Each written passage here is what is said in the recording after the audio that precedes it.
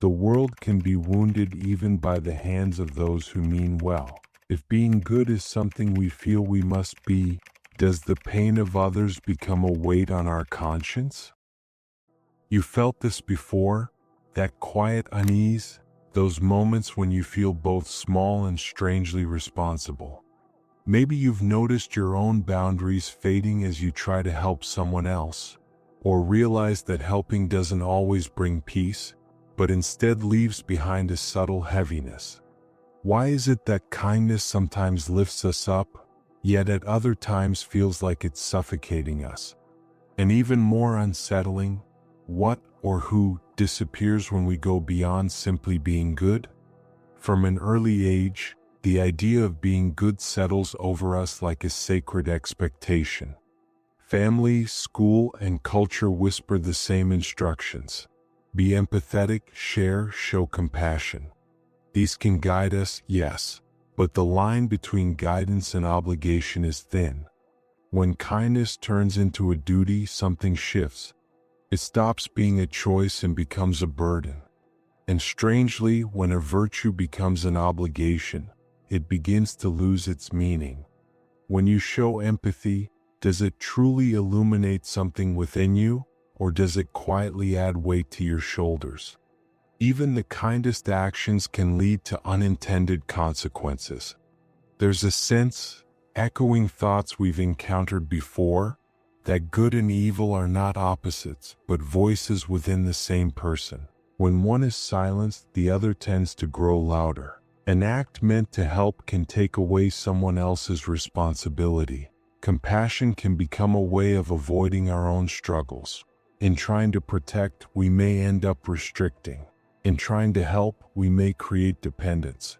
Good intentions at times can hide difficult outcomes. This paradox shows up everywhere, in relationships, in politics, even in how we treat ourselves. Deep down, kindness and guilt often become tangled together. When we give too much, our boundaries wear thin. When we try to protect them, guilt creeps in. It becomes an inner conflict, a quiet battle between wanting to be a good person and needing to preserve ourselves. And in that struggle, what we often lose is something essential, our sense of who we are. Because the more we try to save others, the more we dissolve into their stories. Slowly, almost invisibly, the lines that define us begin to blur. And one day we wake up in a life that feels unfamiliar, filled with acts of goodness, yet somehow empty. So is this truly a problem? Should kindness have limits?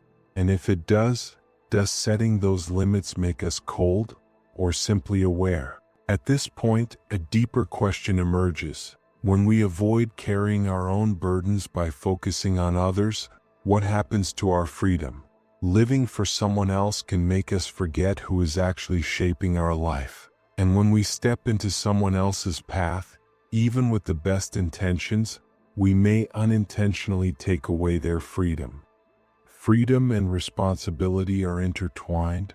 Remove one and the other begins to collapse. This realization can feel uncomfortable. Many of us take pride in being kind. We want to see that reflection in ourselves. But is that reflection honest? Or is it a carefully constructed mask? Masks can win approval, but they also silence something within us. And what is silenced does not disappear. It returns, sometimes as frustration, sometimes as exhaustion, sometimes as a quiet sense of disconnection. Still, none of this diminishes the value of kindness. The issue isn't kindness itself, but the context, the intention, and the boundaries surrounding it. Why we choose to be kind matters deeply. Is it to feel worthy? To be seen in a certain way? Or is it a genuine desire to connect and ease someone else's pain? The motivation shapes everything that follows. Because kindness, if it consumes itself, leaves behind only fatigue. And sometimes, without realizing it, we use other people's struggles to fill something missing within us. Their pain becomes a way for us to feel needed, even meaningful. But this creates an imbalance. The one receiving help is never truly equal, and the one giving it becomes trapped in the role of a rescuer. Over time, both sides grow tired. Philosophy doesn't offer easy answers here. Some traditions suggest mastering emotions, yet too much control can weaken empathy. Others emphasize freedom and responsibility, reminding us that every choice carries weight. And within that weight, especially under social expectations to always be good, cracks begin to form. Because we are not defined only by our virtues, but also by our limitations. This leads to a fundamental question. If an action is driven by pressure, by guilt, by expectation, by the need for approval, is it truly a free choice? There is another layer to this question that often goes unnoticed, yet shapes our behavior in profound ways. Over time, many of us begin to internalize an image of who we are supposed to be. The reliable one, the selfless one, the one who always shows up, always gives, always understands. This identity can feel comforting at first. It gives us a sense of purpose and direction. But slowly, it can harden into something restrictive. We stop asking whether we want to help and instead assume that we must. And in that quiet shift, something essential is lost: the ability to choose. When kindness becomes part of our identity rather than an action we consciously take, we may no longer notice when it begins to cost us too much. We say yes when we mean no. We listen when we are already exhausted. We give when we have nothing left to offer. And because this pattern is often rewarded, praised by others, reinforced by social approval, it becomes even harder to question. Yet beneath that surface, a subtle resentment can begin to grow, not necessarily toward others, but toward the role we feel trapped in. We might not even recognize it at first. It can appear as fatigue, as emotional numbness, or as a quiet sense of being unseen. After all, when we are always the one who gives, who is left to notice us, this is where the paradox deepens. The more consistently we perform kindness without reflection, the more disconnected we may become, not only from others but from ourselves. Because true connection requires presence, and presence requires honesty. If we are acting from obligation rather than intention, we are not fully present. We are performing. And performance, no matter how convincing, creates distance. It keeps us from forming relationships that are grounded in authenticity, where both people are allowed to exist as they are, not as roles they are expected to fulfill. Breaking out of this pattern is not easy. It requires us to question beliefs that may have guided us for years. It asks us to tolerate discomfort, the discomfort of disappointing others, of being misunderstood, of stepping outside a familiar identity. But within that discomfort lies something important: the possibility of reclaiming our agency. When we begin to pause before acting, to ask ourselves whether our impulse to help is coming from care or from habit, we create space for a different kind of response. A response that is slower, more intentional, and ultimately more sustainable. In that space, kindness does not disappear. It becomes clearer. It is no longer driven by fear or expectation, but by a genuine willingness to engage.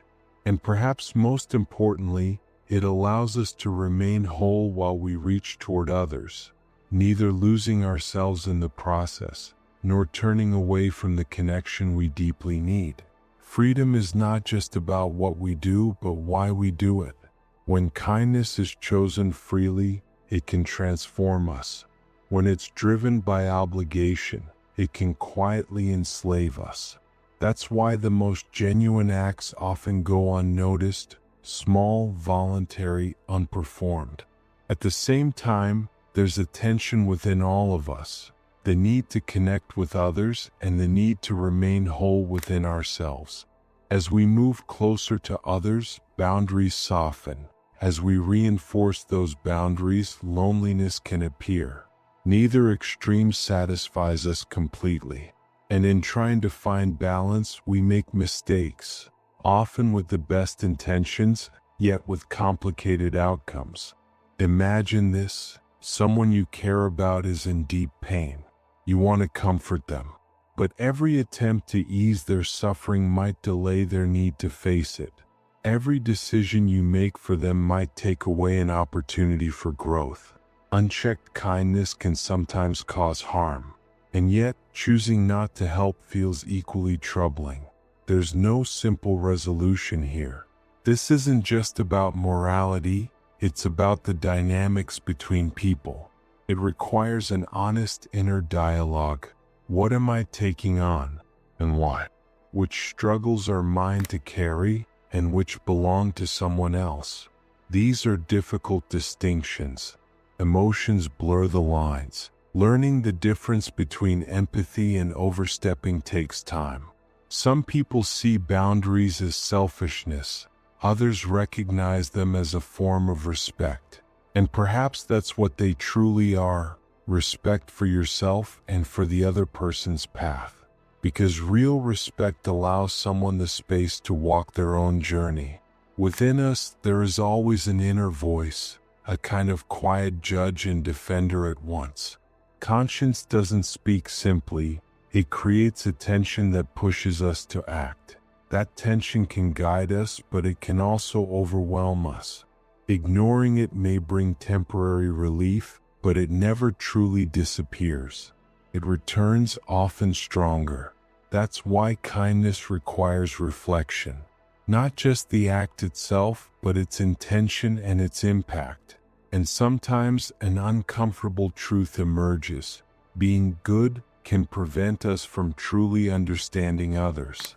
We may think we're empathizing, when in reality we're reshaping their experience to fit our own perspective.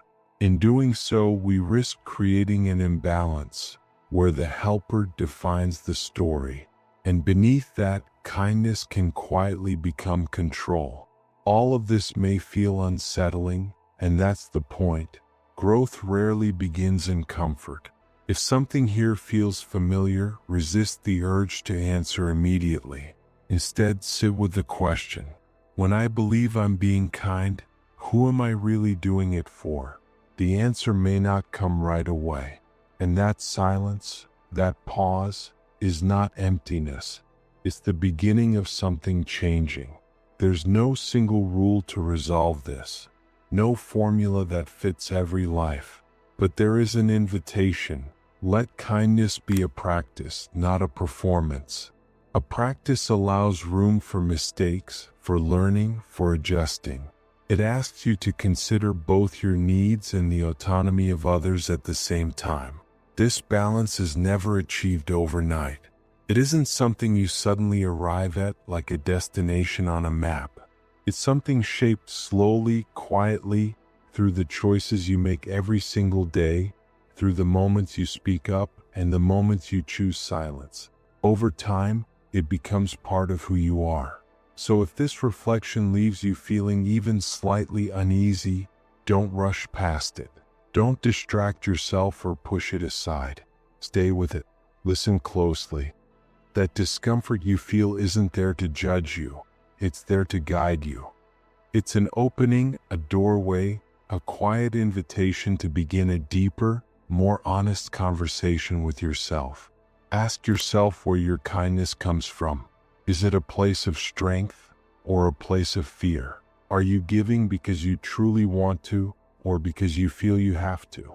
These aren't easy questions, but they matter. Because in the end, one question remains. Does your kindness set you free, or does it quietly hold you captive? And maybe, just maybe, the answer to that question has the power to change everything. Not only how you show up for others, but how you show up for yourself. Not only how you give, but how you choose to live. Remember this: kindness doesn't always look soft. Sometimes kindness means stepping back.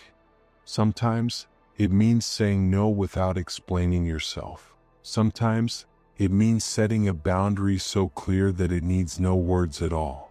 And sometimes it means standing your ground even when your voice shakes, even when it would be easier to give in.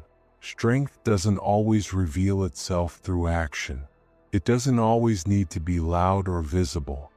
Sometimes strength lives in restraint, in patience, in the courage to wait, in the quiet decision not to abandon yourself just to keep the peace. There will be moments when being kind feels heavy, when it asks more of you than you think you can give. In those moments, pause, breathe, and remember that real kindness includes you too. It does not demand your disappearance. It does not require you to shrink. And finally, ask yourself this: when you choose to be kind, are you losing yourself, or are you, perhaps for the first time, truly beginning to find who you are? Because the answer to that question might be the beginning of everything.